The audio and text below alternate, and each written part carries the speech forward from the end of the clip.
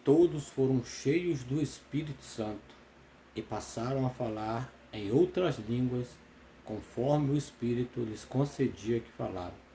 Atos capítulo 2, versículo 4. Este versículo usado em muitas pregações para falar que as línguas do Pentecoste eram línguas ininteligíveis, eram línguas que não se podem entender ou compreender. E dessa forma, o pastor americano Charles Fox Parham ensinava aos seus alunos ali dentro de uma sala de aula em Topeka, no Kansas. Charles Parham é o fundador do pentecostalismo e começou em 1901 em Topeka, Kansas. Charles Parham era um pastor norte-americano, membro da organização racista evangélica Ku Klux Klan. E esse Charles Parham, ele não aceitava jovens negros na sua sala de aula. Ele ensinava aos seus alunos o dom do Espírito Santo, o dom da glossolalia. Glossolalia é essa que é simplesmente falar palavras que não se pode entender, que não se pode compreender. E do lado de fora dessa sala de aula havia um homem negro chamado William Seymour, de filiação batista, garçom, filho de ex-escravos. William Seymour ficava olhando as aulas de Parham. E quando foi um determinado dia, William Seymour passou a ter uma espécie de avivamento. E logo seu comportamento mudou ali. William Seymour começa a falar em línguas estranhas, a rodopiar, a pular, a fazer gestos extremamente numa base emocional. E assim, William Seymour ficou famoso e foi convidado a pregar em várias igrejas nos Estados Unidos. E logo a sua fama, com este novo avivamento de falar em outras línguas, no qual ninguém poderia entender, Seymour começa a ficar famoso, começa a ficar muito notório a visão de muitas pessoas. Então, ele decide alugar um galpão e ali ele passa a fazer suas ministrações e também ir à casa dos irmãos fazer orações de cura. Logo, logo, Seymour se transforma num homem muito famoso. E a sua igreja começa a ficar muito lotada. Seymour escolhe algumas pessoas para o ministério. E das 12 pessoas que ele escolhe para fazer o corpo desse ministério, 6 eram mulheres. Diferente das igrejas tradicionais que não aceitavam mulheres no seu ministério e nem em cima dos púlpitos, Seymour agrega todas as mulheres e colocam ela em pé de igualdade com os homens. Então, assim, este movimento chamado de avivamento da Rua Azusa começa a tomar conta de várias cidades dos Estados Unidos. E nesse total cenário de sucesso, chama a atenção de dois jovens de um outro país, chamados Daniel Berg e Gunnar Wingre, conhecidos como os pioneiros do movimento pentecostal e fundadores da Assembleia de Deus no Brasil. Daniel Berg e Gunnar Wingre compram passagens de navio e chegam até Belém do Pará, a capital do estado do Pará hoje, que fica a 211 quilômetros da minha cidade. Eles desembarcam ali no porto e vão ali para a Praça Presidente Vargas e ficam ali orando para que Deus dê ali uma espécie de que ele venha a ouvir as suas orações e dê uma resposta a eles. Assim, eles acabam conhecendo um homem que é da Igreja Batista. Esse homem os leva para a sua casa. Eles passam a morar ali no porão da casa. Eles fazem oração, eles cantam e passam a fazer muito barulho, falando em línguas estranhas, batendo os pés, batendo palmas E isso chama a atenção da família dos homens, desse homem que era da Igreja Batista, uma igreja mais conservadora. E aí, Daniel Berg e Gunnar Wing tentam colocar neles essa nova crença, essa nova visão de avivamento. Um avivamento que não ficou apenas em Atos 2, mas que Deus usa esses dois homens para trazer esse avivamento até o Brasil. Logo, essas pessoas não aceitam. E Daniel Berg e Gunnar Wing têm que sair de casa. E ao sair, eles acabam conhecendo uma senhora chamada Celina Albuquerque. Essa senhora aceita a pregação e esse novo avivamento e os leva para a sua casa. Eles passam a fazer reuniões ali e também eles saem para pregar o Evangelho e mostrar às pessoas da capital do Pará como é este novo avivamento. Então, logo depois, ao ser batizada, Dona Celina, ela passa a falar em outras línguas. E assim ela acredita que foi batizada pelo Espírito Santo. E logo, esta nova visão, esse novo avivamento, passa a ter muitos membros. E assim se cria a chamada Missão de Fé Apostólica, em 18 de junho de 1911. E assim eles vão viajando de cidade em cidade, pregando, levando esta nova visão de avivamento, mostrando às pessoas que não está focada apenas em Atos 2 lá no Pentecostes, mas esse avivamento é derramado pelo poder do Espírito Santo, todos aqueles que entram e que criam, né, esse vínculo com o Espírito Santo. E assim, em 1912, eles chegam aqui na minha cidade. E ali no centro da cidade, atrás do prédio que nós chamamos Galeria, e também do outro prédio que nós chamamos Nunes Bastos, eles fundam a primeira igreja, né, Assembleia de Deus, na cidade de Bragança, do Pará.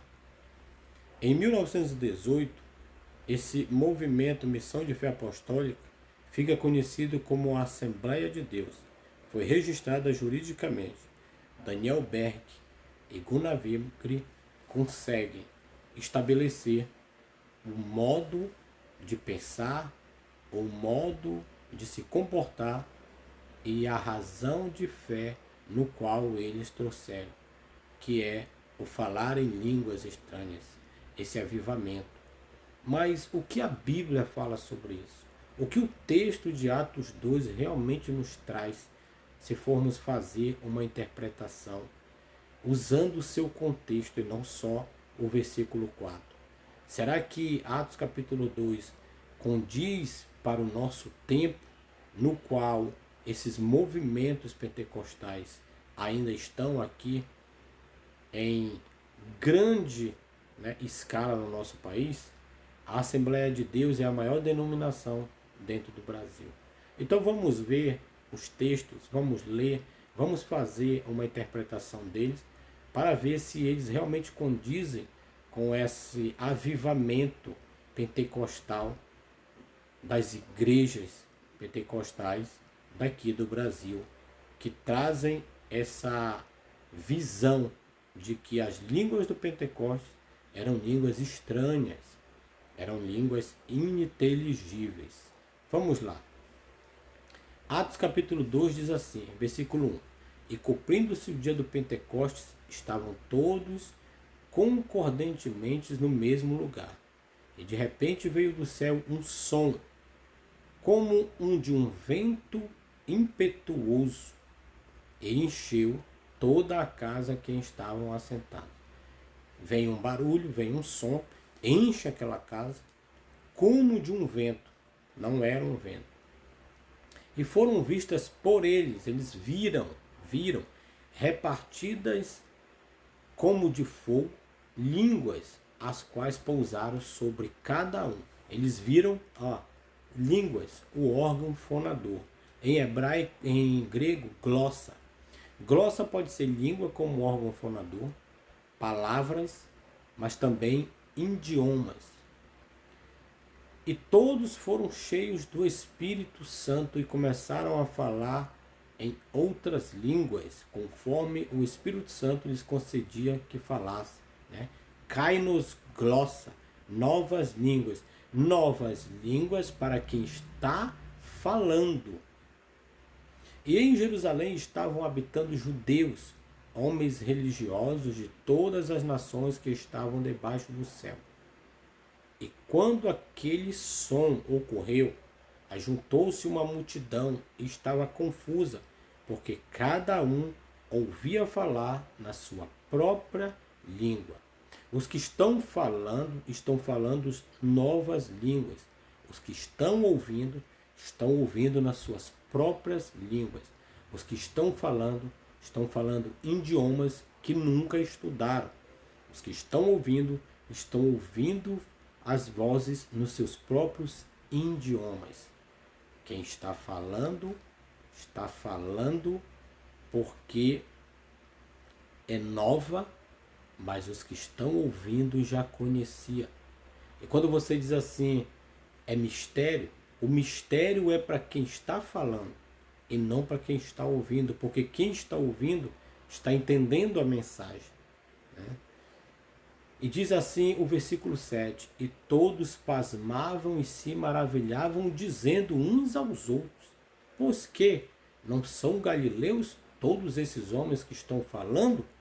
Ou seja, homens indoutos, homens que não estudaram outros idiomas e dialetos? Por que eles estão falando nas nossas próprias línguas? Né? Versículo 8, como pois os ouvimos cada um na nossa própria língua em que somos nascidos? O que está acontecendo é uma festa 50 dias depois da Páscoa, né? Que em grego é Pentecostes, e muitos adeptos ao judaísmo, né?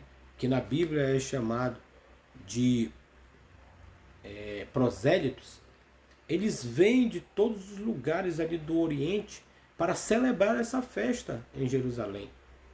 Cada um falando no seu próprio idioma, cada um tendo o seu próprio idioma materno. Ou seja, o idioma no qual eles aprenderam desde criança. E quando eles chegam naquele lugar, eles acabam ouvindo aqueles galileus indoutos, aquelas pessoas que não estudaram outros idiomas, falando no seu próprio idioma. O versículo 9 vai trazer a lista desses povos, dessas populações diferentes que ali estavam. E diz assim, partos e medos, elamita, os que habitavam na Mesopotâmia, Judéia, Capadócia, Ponto e Ásia, Frígia, Panfilha, Egito, parte da Líbia, junto a Cirene, forasteiros romanos, tanto judeus como prosélitos, cretenses e árabes, todos nós temos ouvido falar em nossas próprias línguas as grandezas de Deus. Quem está ouvindo no seu próprio idioma. Quem está ouvindo está entendendo o que está sendo dito.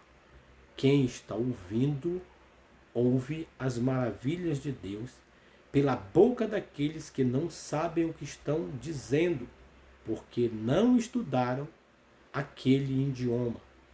Então, Atos capítulo 2, do versículo 1 ao 11, não nos mostra um fenômeno derramado pelo Espírito Santo de línguas ininteligíveis, labachúrias, cantonébrias, Sentanavassorian, Cachailoba, Lavacai. Não são essas línguas. São idiomas, dialetos, que cada um está ouvindo e entendendo. Os que estão falando nos seus próprios idiomas maternos, no qual eles estão ouvindo. Atos capítulo 2 não tem nada a ver com as línguas faladas nos movimentos pentecostais e neopentecostais. Os movimentos pentecostais e neopentecostais, chamados Assembleia de Deus e outras denominações, não estão condizentes com o que o texto bíblico nos traz, mas uma doutrina criada por um homem chamado Parham, levada por um homem chamado William e disseminada em muitos lugares do mundo através de Gunnar Wigren e Daniel Berg. Doutrina humana que nada tem a ver com os textos bíblicos. Se você gostou desse conteúdo, deixe o seu like, inscreva-se no canal e vamos para frente, levando ainda mais conteúdos para que as pessoas possam refletir e tirar as suas próprias conclusões. Um forte abraço e até a próxima.